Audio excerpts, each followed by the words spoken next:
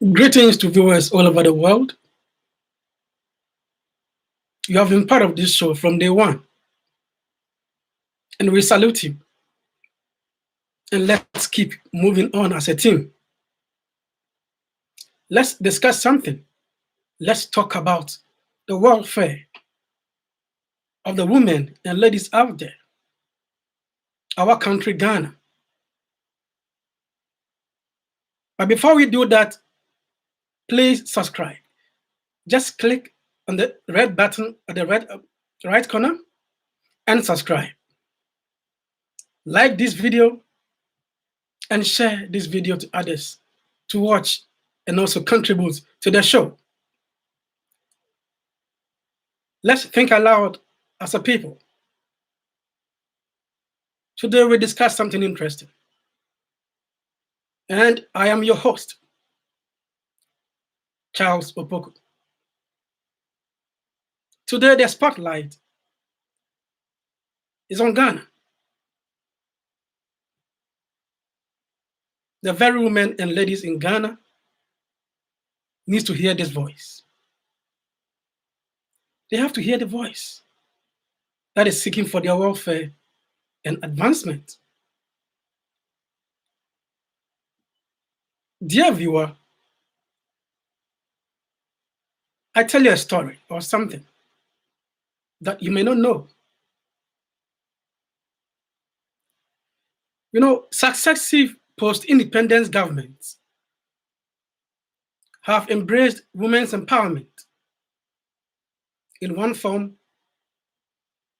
or another, either because of their political positioning or ideological positioning,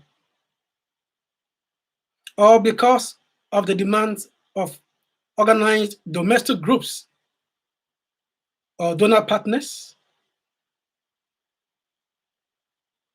or civil societies or NGOs as we call them.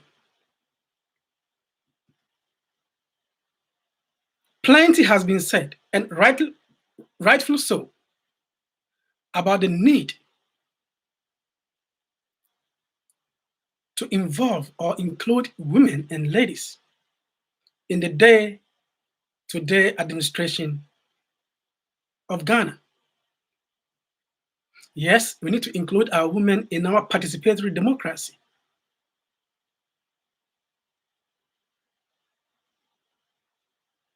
A few days ago, the appointment of ministers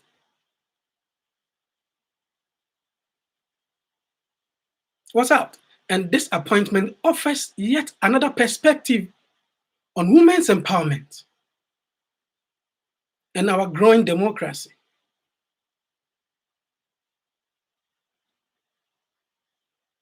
The president appointed 86 ministers, and 18 of them are women. Just 18.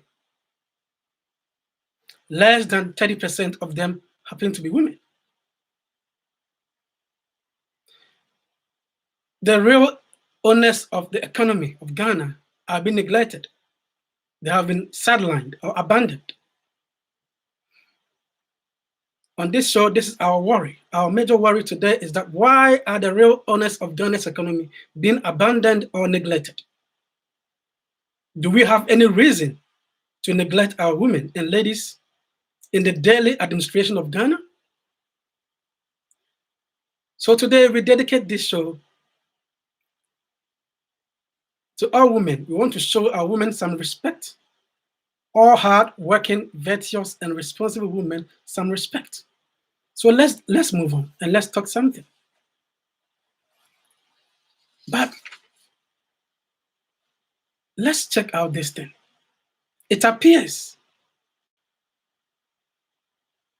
to me that our women in Ghana are not taking so much action to raise themselves up. The action being taken by them is not enough to help raise women up. And it's also like the women have a comfort zone. Our women are almost okay with what they have or where they are. And on this show, we believe that is not so, and that should not be so.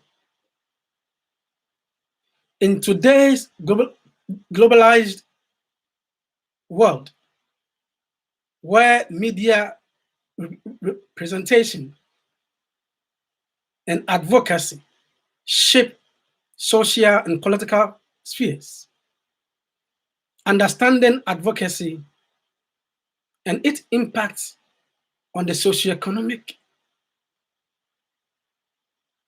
development of women is crucial.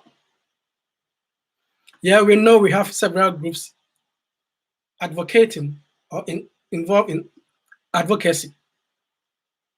We salute them, we respect their work, but we believe it's not enough. Our women deserve better, and much should be done. But there is a big question that we would like to ask the Black women, our mothers and ladies. What makes the women in our part of the world motivated or empowered? Is there anything empowering you as a woman? Is the women's empowerment agenda on course? Are they even motivated? This is our concern today. I share with you this quote by Diane Merrichild. And she said, "A woman is the full circle. Within her is the power to create, nurture, and transform." So we say women should be seen in the daily administration of Ghana because they have the power to nurture, they can transform, and they can create. What men are doing, women can do same. We have to be grateful to our women in Ghana and the world at large. But it appears they have been neglected. If presidents appoint 86 ministers and less than 30% of them are women, then the cause or the agenda of empowering women is not seen or on course. Or is it that political parties offer women positions and they abandon them or neglect them? I don't think so. Our ideology about women must change. We need to involve them. We need to advocate. We need to create that platform. We need to let them feel or know that they can also run the day-to-day activities of the country. They have been doing that already. I mean, go to the market, go to the shopping malls, all business centers, and you see women in their numbers. They are the owners of Ghana's economy. So why don't we also allow them to rise to the very top and administer?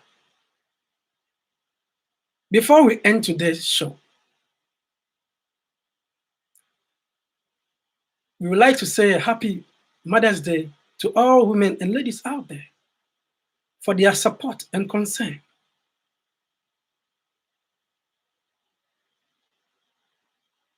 How far they've brought us as a nation is overwhelming.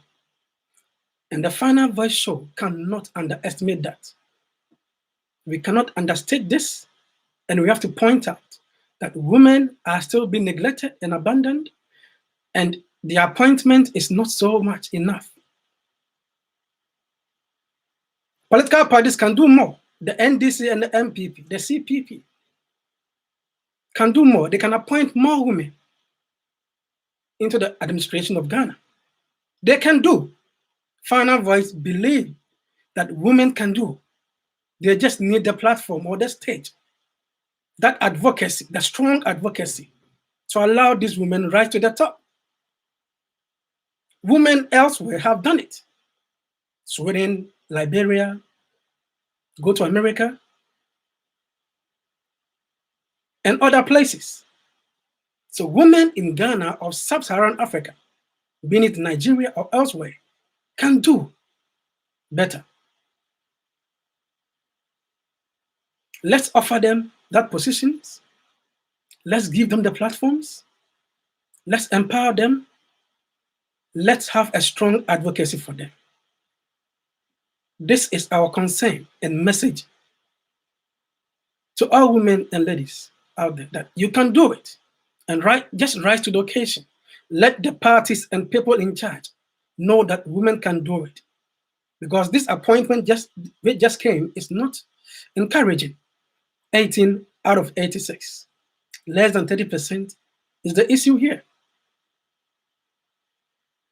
Dear viewer, thank you for joining us today on this show.